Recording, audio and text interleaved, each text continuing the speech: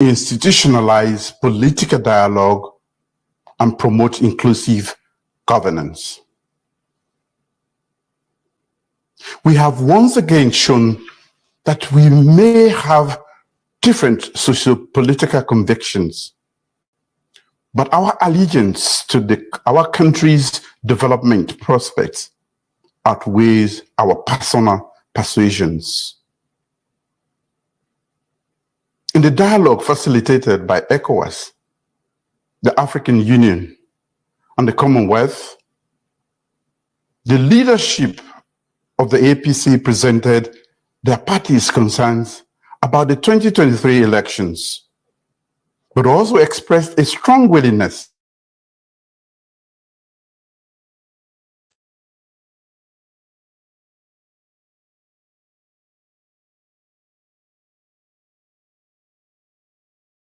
to resolve all differences. The dialogue was held under the auspices of our Independent Commission for Peace and National Cohesion, an organization born out of a national dialogue being to Mani only 3 years ago.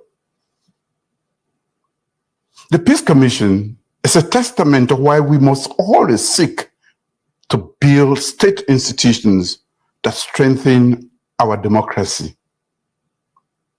This dialogue clearly demonstrates our collective will to put our differences behind us and move forward in the interest of our beloved country. I thank the leader of the Joint Mediation Team, Her Excellency Haja Fatoumata Jallow Tambadjan, former Vice President of the Gambia, the team of experts from the ECOWAS, the African Union, and the Commonwealth for their patience and tenacity, and for initiating and supporting the mediation process. I also wish to thank our development partners who have wholeheartedly supported this pathway to peace and progress in our country. Similarly, I wish to commend the leadership of the APC and that of the Sierra Leone People's Party, who took part in the 3 days dialogue for putting the nation first by sitting down and speaking to one another as Sierra Leoneans in a genuine bid to move beyond the concerns and agree on a set of resolutions to promote inclusive governance. Most importantly, I thank every Sierra Leonean citizen for your patience, resilience, and unwavering hope in our continued efforts to build a stable, democratic society. I've been fully briefed on the details of the negotiated settlement reached by both parties. The provisions in this mediated dialogue agreement will receive the highest consideration from my government.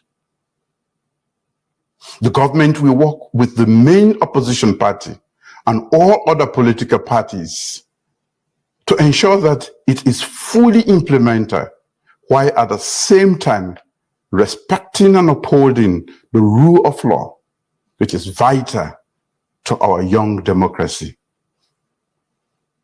Reviewing our electoral system is critical to strengthening our democracy.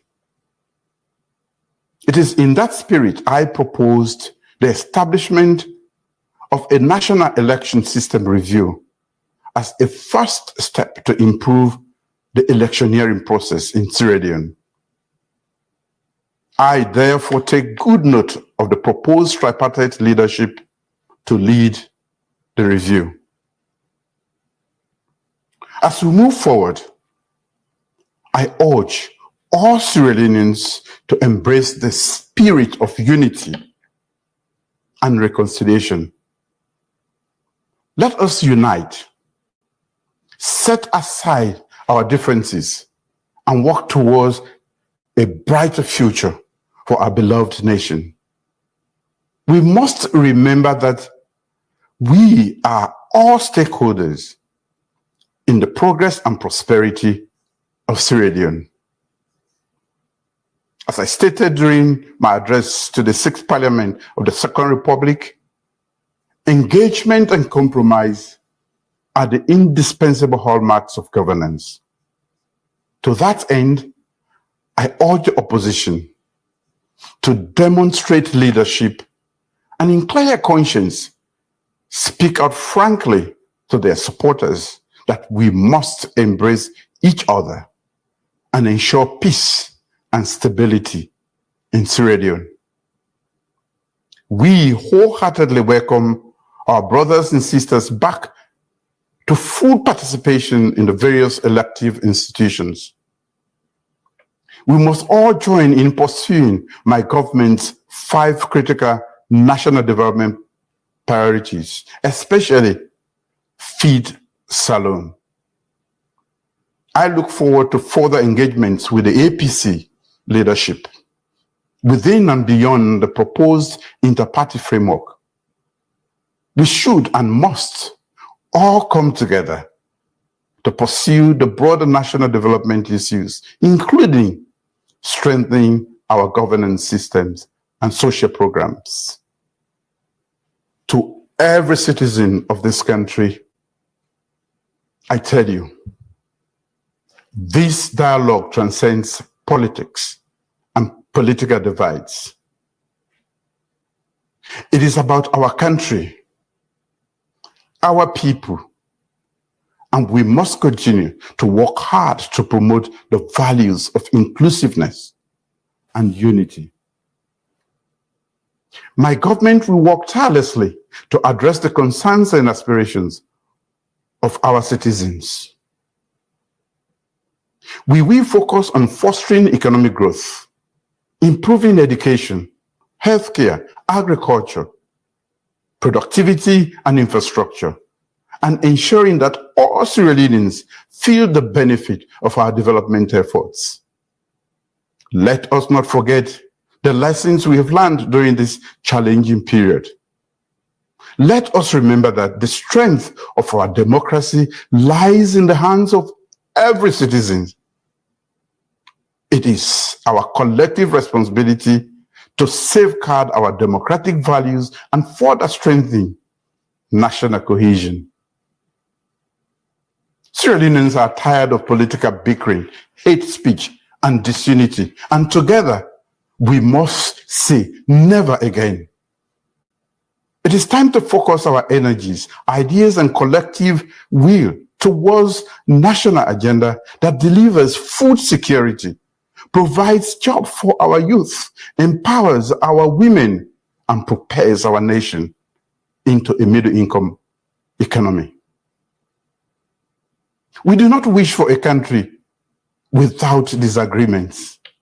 Far from it, because our differences make us stronger. But they should never overshadow the unity that binds us as a people. As Sierra Leone continues to take leadership in the sub-region and now in the United Nations Security Council, it is time to rally behind your president, government, and country to make Sierra Leone proud and prosperous. Long live the Republic of Sierra Leone, and God bless you all.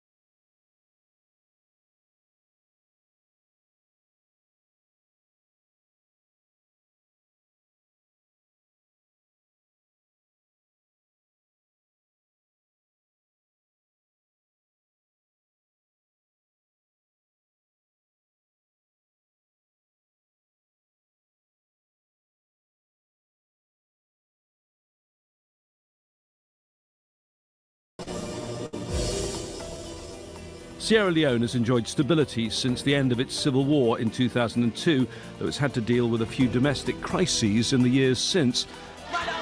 Last year, hundreds of people took to the streets in frustration at rising inflation and economic hardship. The protests turned violent and led to deaths. Since then, President Julius Maada Bio has been re-elected, but there were accusations of widespread irregularities in the poll in June. A former coup leader in the 1990s, Bio's first civilian team was recognised for championing education and women's rights. But after the recent coups in the region, does Sierra Leone face a similar risk? The president of Sierra Leone, Julius Maada Bio, talks to Al Jazeera. Julius Maada Bio, the president of Sierra Leone, thank you very much for talking to Al Jazeera. I was last in your